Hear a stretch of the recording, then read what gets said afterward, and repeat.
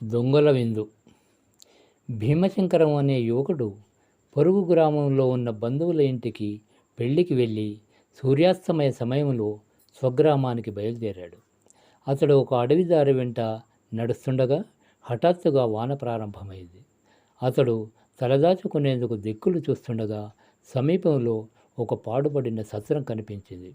భీమశంకరం సత్రంలోకి వెళ్ళి అక్కడ ఒక గదిలో కూర్చున్నాడు.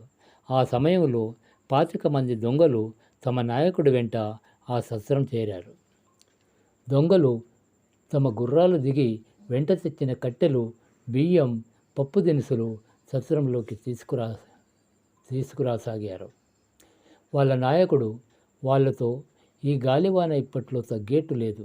ఈ రాత్రి మనం ఇక్కడ గడపవలసిందే. మంచి విందు భోజనం తయారు చేయండి అన్నాడు. వెంటనే నలుగురు దొంగలు పొయ్యిలు ఏర్పాటు చేసి 3 గంటలలో విందు భోజనం సిద్ధం చేశారు. కొంచెం దూరంగా ఉన్న చీకటి గదిలోన భీమశంకరానికి వంటల వాసన ముక్కుకు సోకి నోరూరి బాగా ఆకలి పుట్టసాగింది. భీమశంకరం సహజంగా ధైర్యవంతుడు, తెలివి కలవాడు. అతడు నెమ్మదిగా గదిలో నుంచి బయటికి వచ్చి దొంగలు చూడకుండా వాళ్ళ దుస్తుల మూటలోంచి ఒక జత బట్టలు తీసుకొని ధరించి అచ్చం దొంగలా తయారయ్యాడు. దొంగల భోజనానికి ఒక గదిలో విస్తలు వేయబడ్డాయి. అక్కడ ఒక చిన్న దీపం బుడ్డి వెలిగించారు. అది మినుకు మినుకుమంటున్నందున గదిని వెలుగు కన్నా చీకటి ఎక్కువగా ఆవరించి ఉంది. దొంగల నాయకుడు ఆ వేసిన విస్తలకేసి ఒకమారు చూసి, మనం 26 కదా, నలుగురు వంట చేస్తే మిగిలిన వాళ్ళం 22. ఆ నలుగురు వడ్డిస్తున్నారు. మరి ఇక్కడ 23 విస్తళ్ళు వేసుకొని అందరం కలిపి 27 మందిని ఎలా అయ్యాం? మనలో ఎవడో పరాయివాడు వచ్చి కలిసినట్టున్నది అన్నాడు. ఆ మాటకు దొంగలు విస్తపోయి ముఖముఖాలు చూసుకుంటున్నంతలో వాళ్ళ నాయకుడు, ఆ పరాయి వాన్ని పట్టడం చాలా సులువు, అందుకొక మార్గం ఉన్నది అని తన ముఖ్య అనుచరుణ్ణి దగ్గరికి పిలిచి, మిగతా దొంగలతో, మేమిద్దరం ఈ పక్క గదిలో ఉంటాం, మీరు ఒక్కొక్కరు ఆ గదికి రండి. నేను ఈ కాలుస్తున్న చుట్టతో వాత పెడతాను.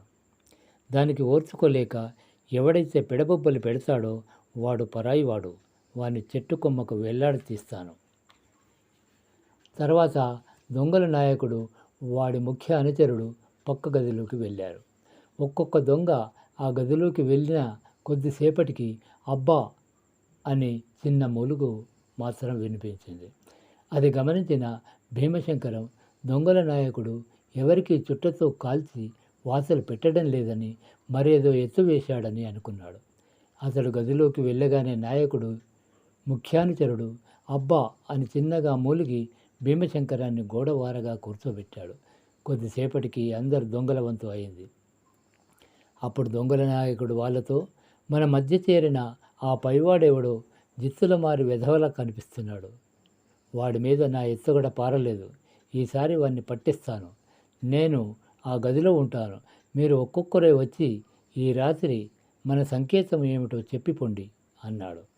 దొంగల్లో ఒక్కొక్కడే తమ నాయకుడున్న గదిలోకి వెళ్ళసాగారు. వాళ్ళ సంకేతం ఏమిటో తెలియని భీమశంకరానికి భయం పట్టుకున్నది. అంతలో అతడికి వంట వాళ్ళల్లో ఒకడు తోటివాన్ని మతిమరుపు వెధవా అనడం గుర్తుకు వచ్చింది. భీమశంకరం వాణ్ణి సమీపించి చెవిలో, అసలే నువ్వు మతిమరుపు వాడివి, ఆ సంకేతం మర్చిపోలేదు కదా అన్నాడు.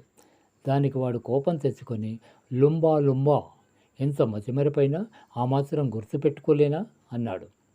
భీమశంకరం సంతోషించి తన వంతు రాగానే దొంగల నాయకుడి దగ్గరికి వెళ్ళి లుంబా లుంబా అని చెప్పాడు. దొంగలందరూ సంకేతం చెప్పడం ముగియగానే దొంగల నాయకుడు, ఆహా, మనలో చేరిన వాడెవడో మహా బుద్ధిశాలిలా ఉన్నాడు, అలాంటి వాళ్ళంటే నాకు చాలా గౌరవం. అతను ముందుకు వచ్చి నిజం చెప్తే చక్కని విందు భోజనం పెట్టి బహుమతి కూడా ఇచ్చి మరీ వదిలేస్తాను. ఈ మాట ప్రమాణం చేసి చెప్తున్నాను అన్నాడు. వెంటనే భీమశంకరం ముందుకు వచ్చి దొంగల నాయకుడికి జరిగింది చెప్పి, అసలే ఆకలితో ఉన్నాను, దానికి తోడు మీ వంటకాల వాసన నన్నింత సాహసానికి పురికొల్పింది అన్నాడు.